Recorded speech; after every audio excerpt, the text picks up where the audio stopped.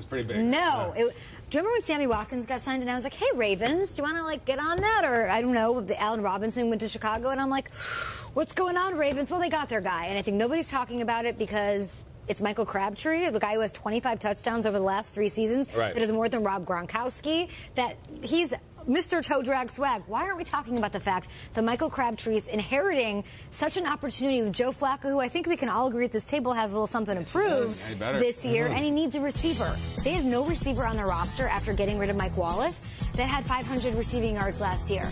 Joe Flacco has an arm. He wants to get something done. They add Michael Crabtree. Is it because he's older? Maybe.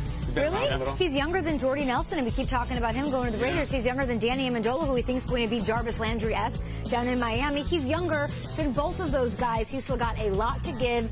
He's just a low-key player. I can't really understand why a guy who had more touchdowns the last 3 seasons than Larry Fitzgerald, than A.J. Green, isn't getting enough love. So there we have it. Michael Crabtree, I think, will make an immediate impact because it was such a glaring need on this offense. So good down by the end zone, too. I feel like every week during the season, Michael Crabtree's making another crazy catch in the end zone, in the red zone, too. Do you think it might also be that he's not being talked about because he had a down year last year? Because then why aren't we talking about Derek Carr's down year last year? Aren't the two one and the same? Yes. And it wasn't I feel like that that down. entire offense, that everything offensively took a step back. So it's not necessarily Crabtree's fault. Maybe a change of scenery will help him. He immediately becomes their number one, too. It wasn't that down of a year compared to to Cooper, who was their number one guy. And I think there's a misconception when a guy moves teams multiple times, people kind of write them off like, he's getting older, that's why he's moving around. Sometimes it's also up to the guy. Maybe he was too young for Gruden. He was too young for Gruden.